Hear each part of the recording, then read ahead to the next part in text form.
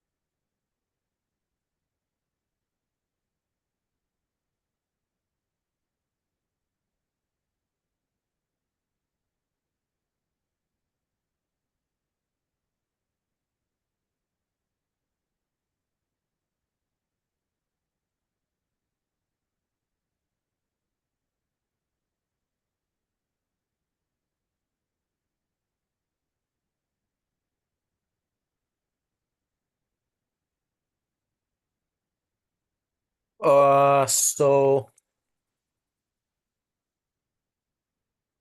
I would say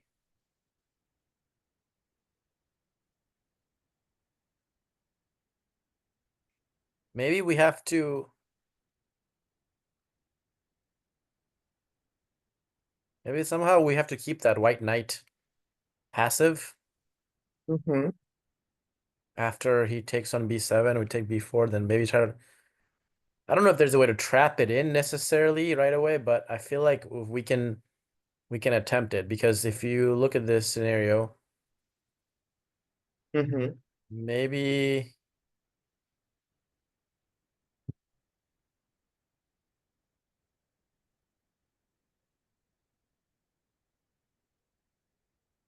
I don't know. Knight b7, rook b4, knight c5, rook b5, knight. I mean, he has some trouble defending a5 after a knight move to rook b5. So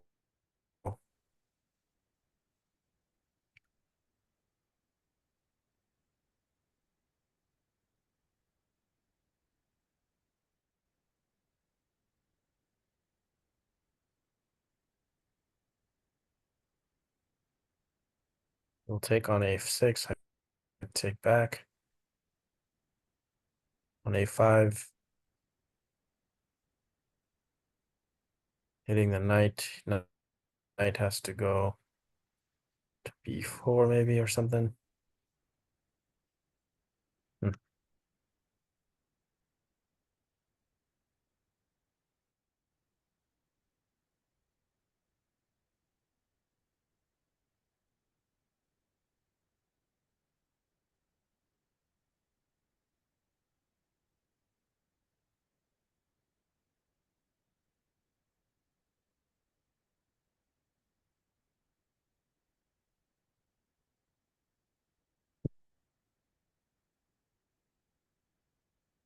Hmm.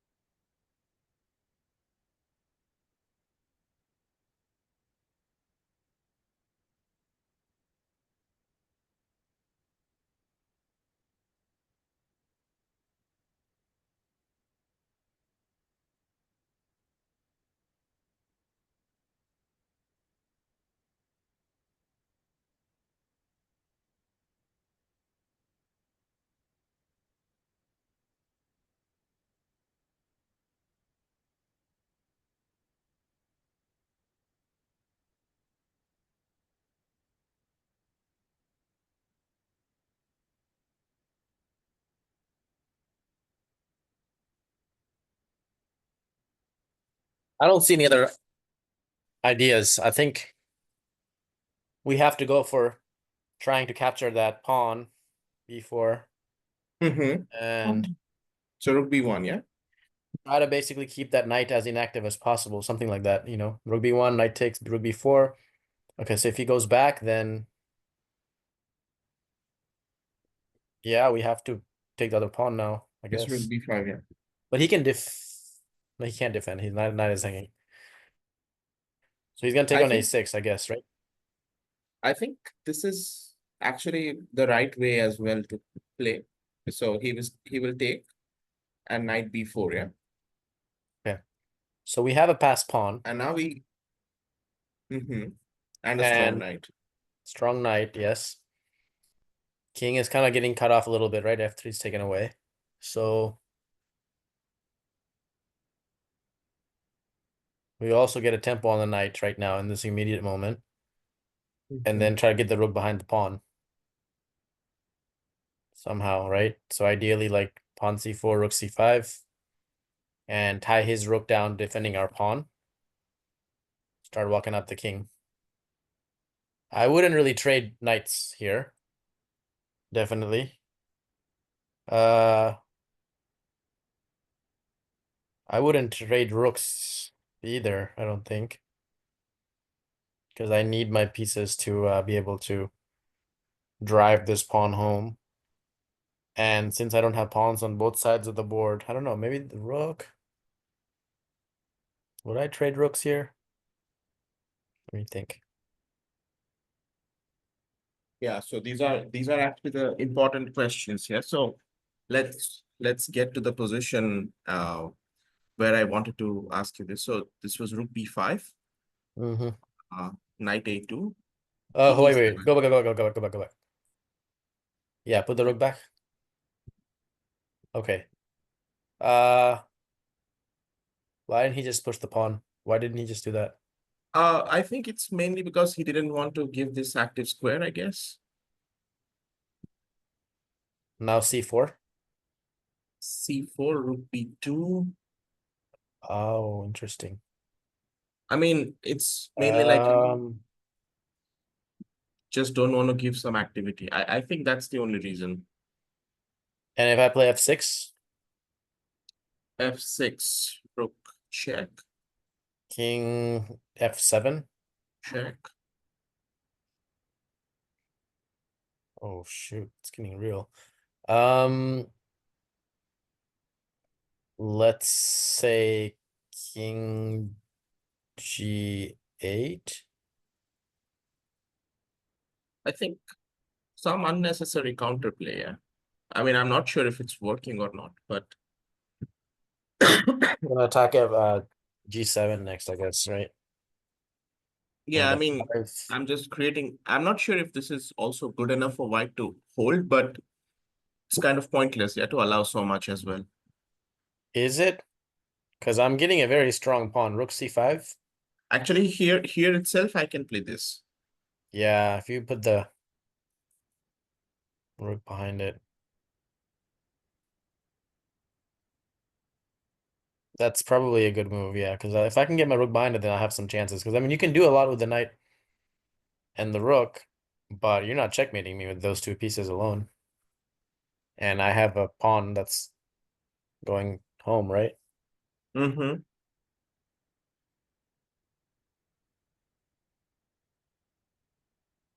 Mm, okay. Okay. Yeah, rook c7 kind of closes the deal on all that. Yeah, I mean, I think that is the only thing. If you can achieve something while restricting your opponent's pieces, why to allow some counterplay? Yeah? Because first of all, it's not easily like you cannot calculate it so easily to till the Yeah. end. It's just like a genuine feeling, yeah, that active pieces will have more defensive chances than any other pieces. Yeah. So if the rook and knight, if we can push them back, I think it's much better. Like, sorry, like black did, yeah, with rook b5, knight a2, and king e7. So before you start pushing, and as you can see, there is no way white can stop it. Yeah, you can push the pawns actually.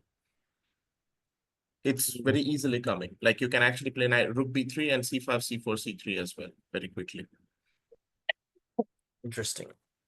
So you can just do this. So first, you are generally improvising your position. So this is what happened in the game, by the way. Knight c3, rook b3, knight d1. So as we discussed, yeah, that the pieces were completely passive for white, and black even played here g6. So prophylactic, just taking away all the squares, yeah, all the possible squares. This will eventually come.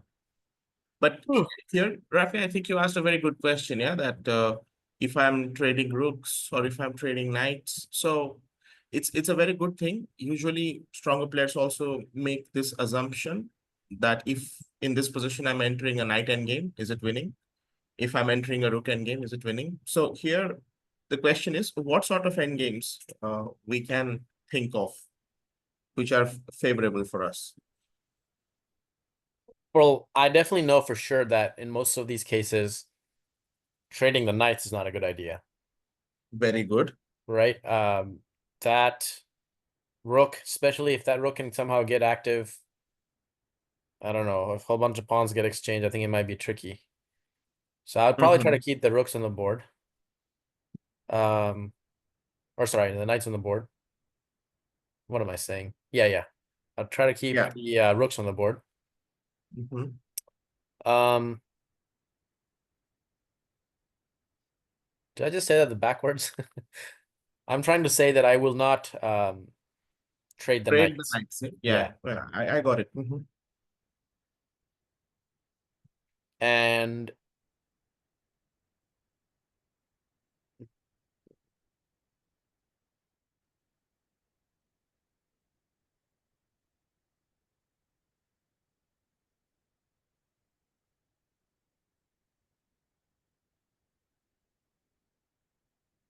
I don't really see any reason to trade any pieces because look, both of my pieces are better than his pieces.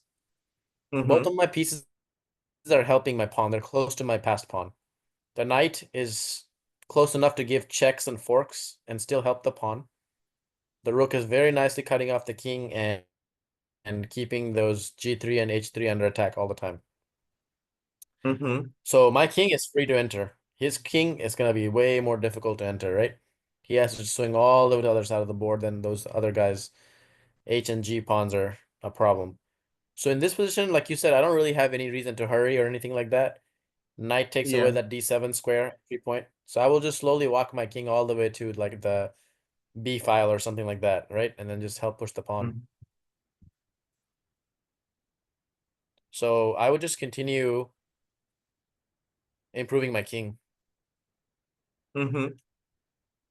Actually, Like actually, it's king d6. I mean, actually, it's correct. So here is very interesting part that you should not be exchanging the knights. That's pretty much the worst decision you can actually take here, Yeah, because in a rook and pawn endgame, one pawn up is good, but it's sometimes not enough to win. yeah, So in this position, apart from that, you can go for any other endgame and the position will be fine. yeah, So here after knight e3, this decision by black here. So black can win this in many ways, but black played rook b4, knight d1, rook d4. So far it's okay. And now all black has to do is start pushing, yeah? Like the knight is defending this pawn, everything else is taken care of. Now you can actually mhm, just push the pawn. So maybe get the king to d6 and push c5, c4, yeah? yep, And that should be easy enough. Like you actually don't even have to think of exchanging and stuff. But here black yeah. all of a sudden played knight c4. Mm. Why? So this actually was the mistake. Why did he play that? Not sure. Mm, I mean, it's like a general feeling, yeah, that you are up a pawn. So whenever you're getting a chance, just exchange the pieces. So here actually knight c4 is a forcing trade because the knight cannot go anywhere. And if you come knight a4, black is just going to play knight d6 and threaten everything. Maybe he thought that his king is already kind of close. He'll get the king all the way up, and the white king surely has to come and help, and he'll try to win those other two Possible, pawns. But the possible. problem here is that black's pawns on G file are doubled.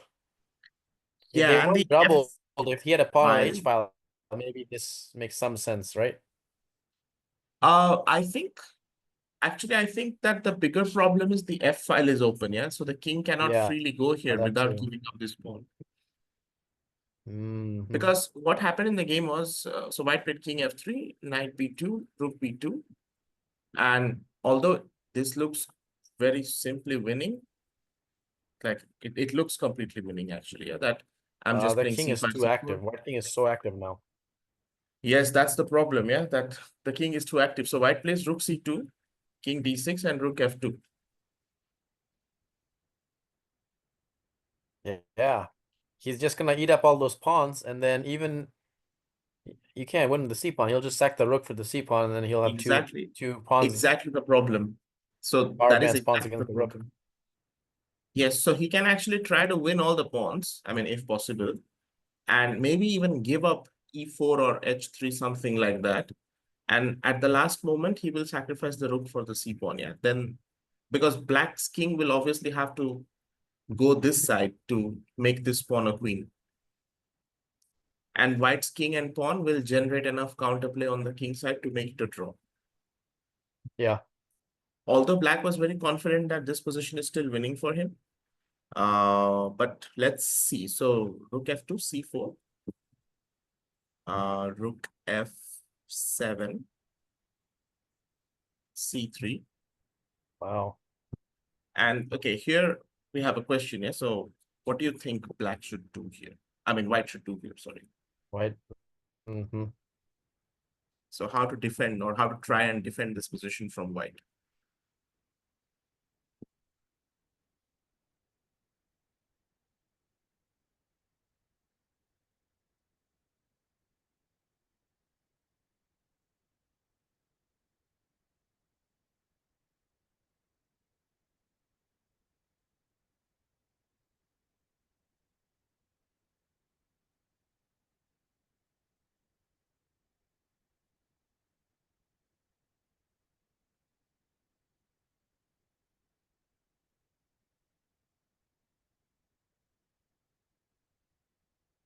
Maybe white has to play rook f2, rook g2 or something. I don't know, and then take those Very other nice, pawns. Ravi. Actually, that's the only and probably the easiest way to defend this position.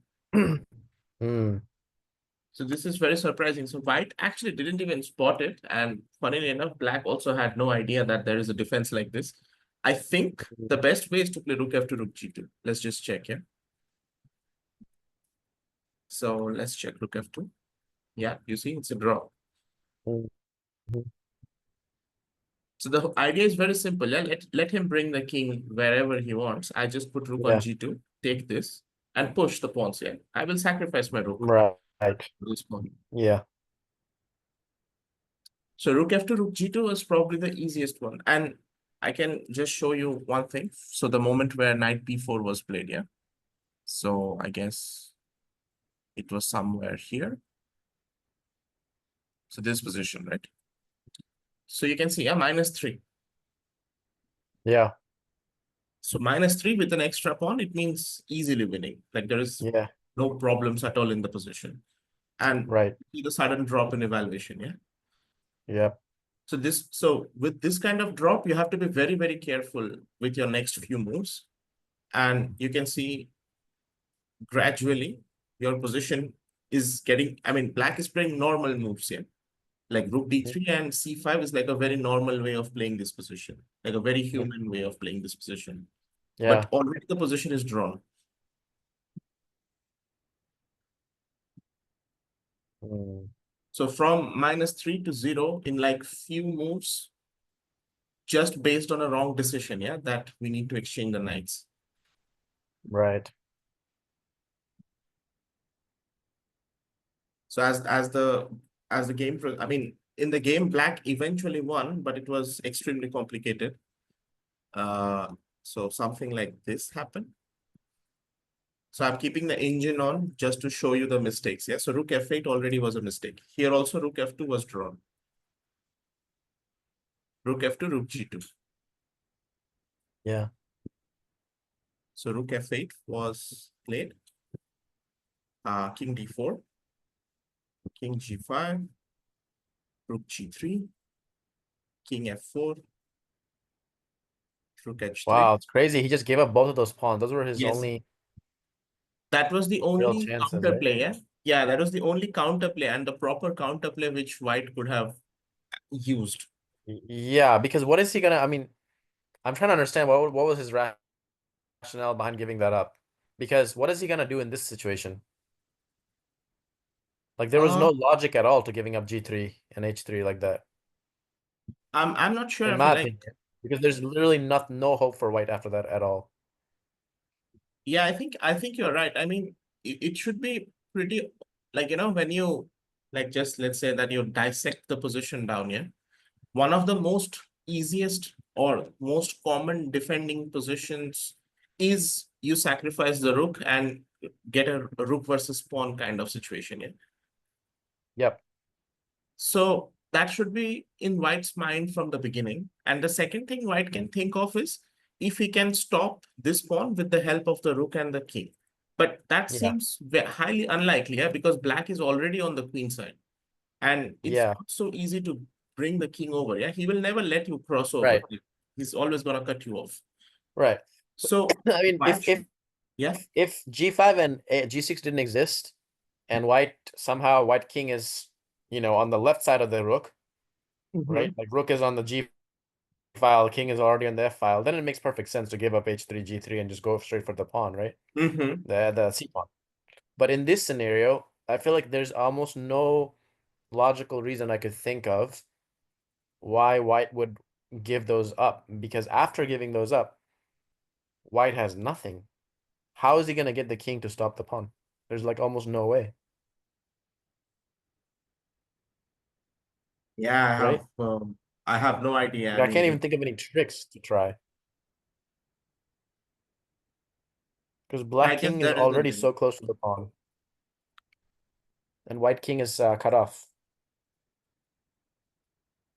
Yeah, it makes no sense actually. Now, I mean, as I said, yeah, when you just you can say when you just analyze the position by breaking it down, it looked so obvious that rook f2, rook g2 has to be played here. Maybe he was But banking on the e pawn. I don't know. Was that his idea? he was banking on the e-pawn, but if you're banking on the e-pawn, you should understand that e-pawn is still much closer to the king, yeah? So you should bank on some other pawns first. If those Mhm. don't work, then you can bank on the e-pawn. Right. Yeah, that makes sense. So I think that was the, I mean, I think that was the only problem of this entire position, that White completely gave up on this rook f to rook g20. I think he didn't spot it, but as you said, yeah, like you spotted it within like 2 minutes, under 2 minutes, I would say.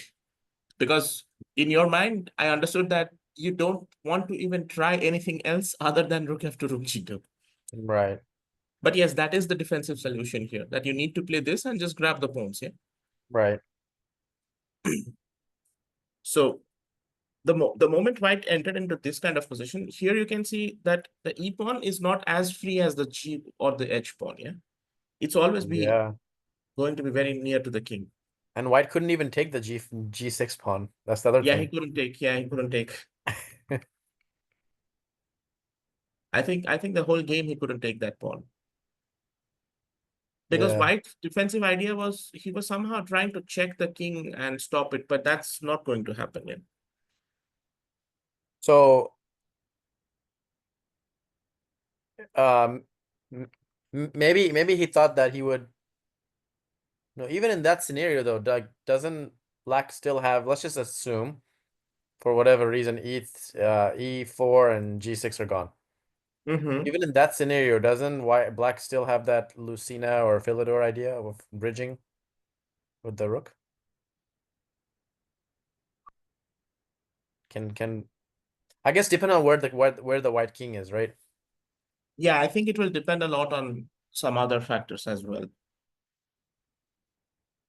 Yeah. But I mean, my biggest question was why White would go into a position where his counterplay is very tricky, yeah? Because see, when you leave black with this pawn, then you also have to understand that just the king and pawn won't be able to compete against the rook, yeah? Yeah. Because black can also sacrifice his rook later on and push this pawn. Yeah. Right. So it's like you are just somehow slimming down your chances, yeah, of a practical defense. Mm. So here, after rook d8, king c4, rook c8. Here, obviously, king b3 was simpler, but black went king d3, and you can see the drop in evaluation, yeah? Like one move from -6 to 0.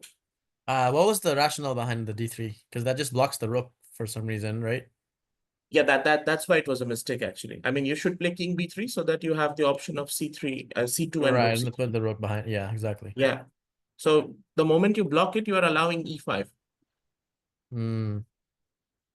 So all of a sudden e5 came. And now the thing is, so this was the idea. Yeah. Now, when you play here, I have e7. And okay, it's difficult to stop it.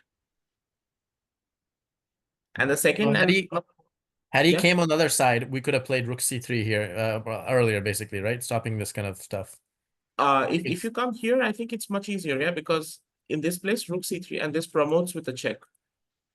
Oh, that was the whole idea. Okay, I see. Yeah, that was the tactical part, I think. Got it.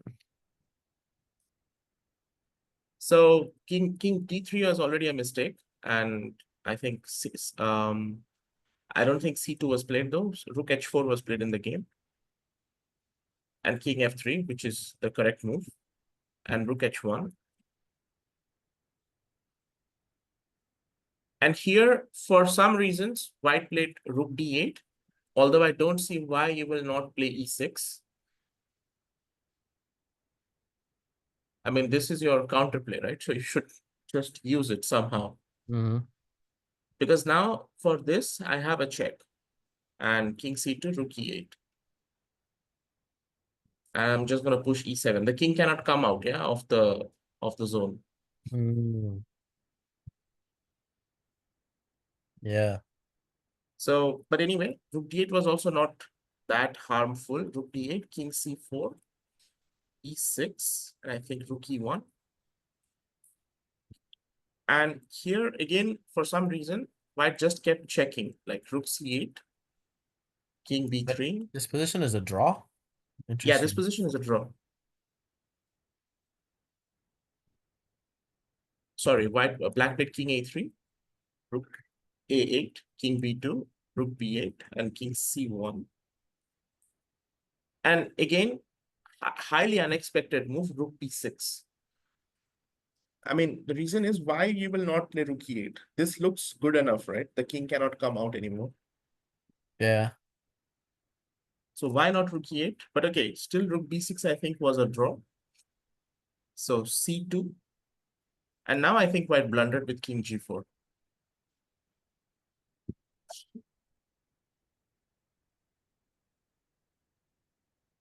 White had to play something like king f2 in the position. Oh, so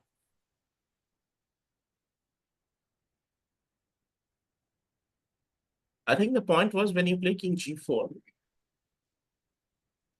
black's rook it is allows somehow the king to come helping. out because otherwise he could have given a check on e3 or something or d6. Correct? I think it's not that. I think the main issue is when I bring the king out and like white will start checking, right? Somewhere. I can leave the pawn.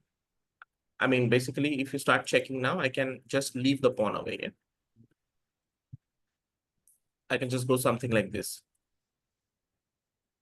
The c1 is defended. Square is defended. Because c1 is defended, yeah. So that's So why it was necessary to kick the rook out of this e1 square first.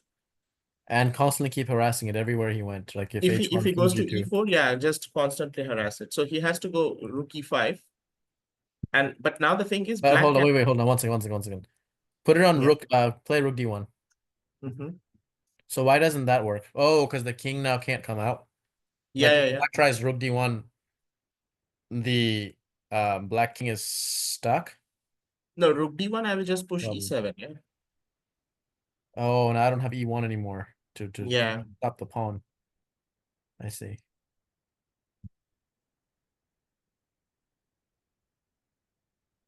Okay.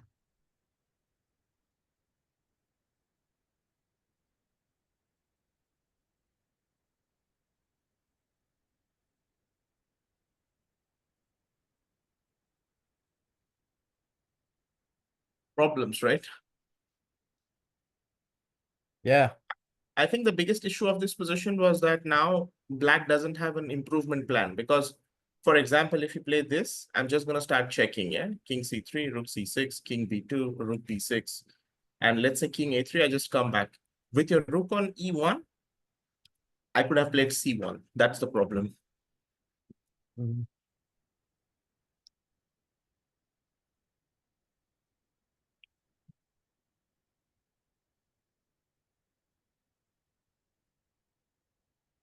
If the rook was on e1, black can just play c1 and win the game. So black played instead what? What was black's last move? Show me again. No. It was this position, yeah. So this was the game position. So here white played king g4. So white is now thinking to take this and okay, go for the rook versus pawn, but it's one move short, yeah. He just played king d2 now. Rook d6, king c3, Wow. rook c6, king b2, rook b6, and king a3. So you have to play this, and I will play c1 queen and takes, and king g5 and rook e1, yeah.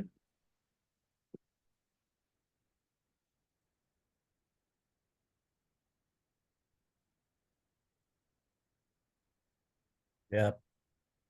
Problem. Can you go back again where the evaluation changed from draw Yep, to sure. loss? When he played which move? So here, King g4, right? yeah, The idea was that rook had to be kicked from the back rank. yes, So that king had to stay trying to defend c1 all the time. Hmm.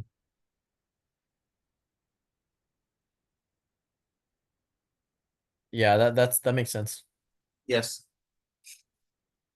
So here was the, like you can say, a funny part that all this, I mean, all this happened because of a very wrong decision, yeah, of exchanging the knights from this position.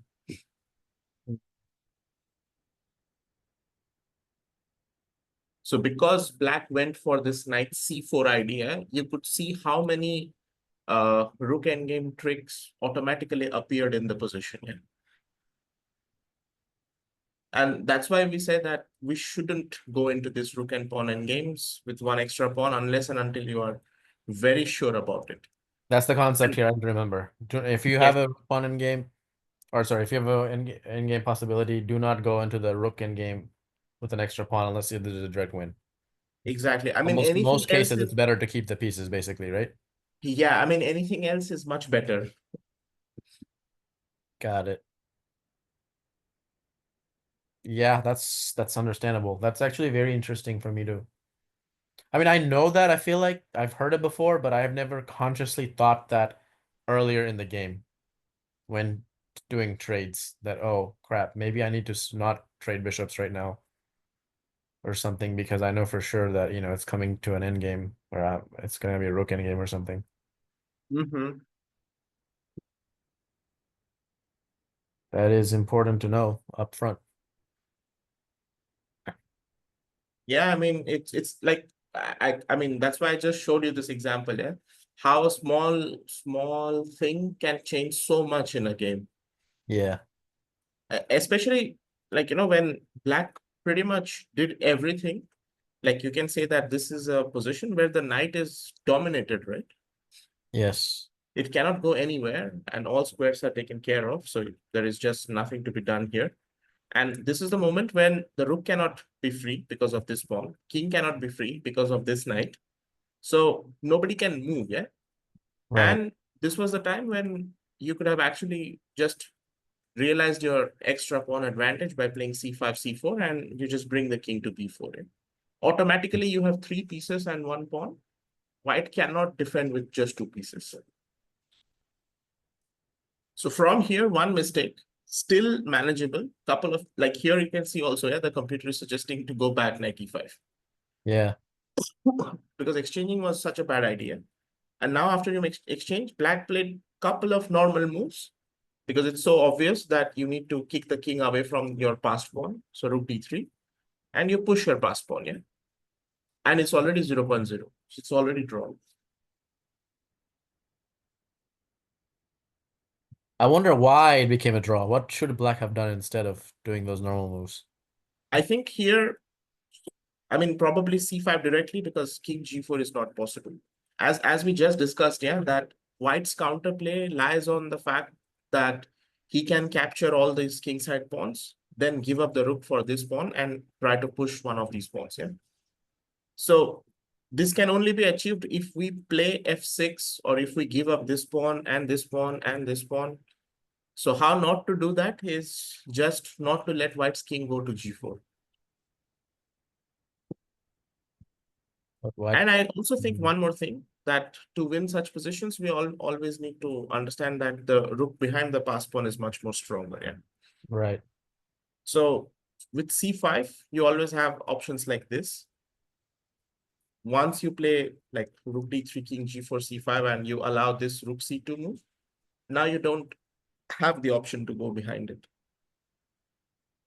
You have to bring And the the king kings has to up. leave those pawns.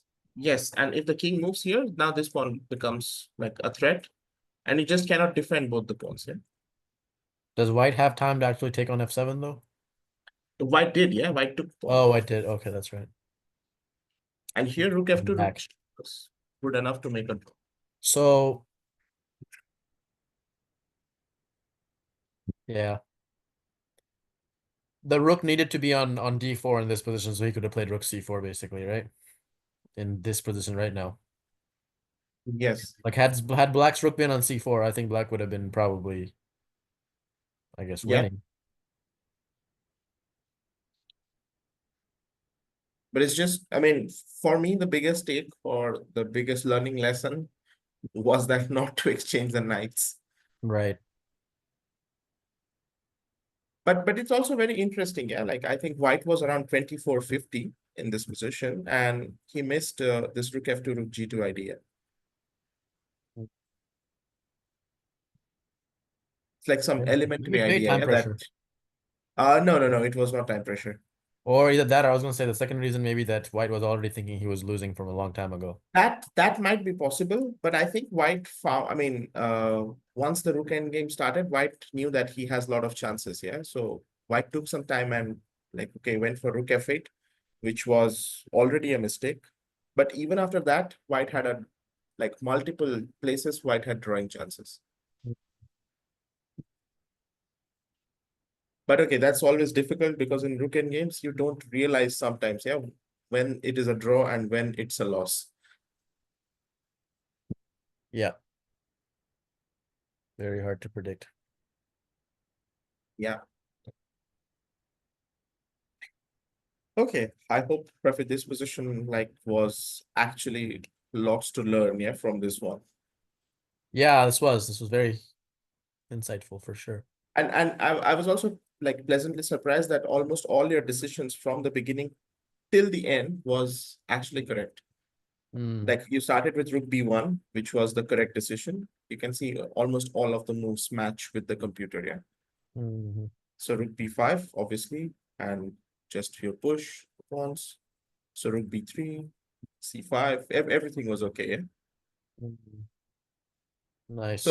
actually, white. I mean, you can say that black actually managed to do everything correct except knight c4. Yeah. Everything else, black did absolutely correct.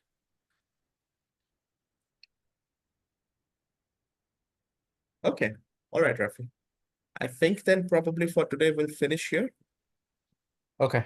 Cool, man. Okay. Sounds good. Yeah, and I'll probably catch you tomorrow if you're free. Okay, yeah, I'll hit you up. I should have some time tomorrow. It's Saturday, Okay. so plenty of time. Thanks. Thanks. Yeah, we'll see you Okay, then. man. Yep. Talk Yeah. later. Bye. Thank you. Bye.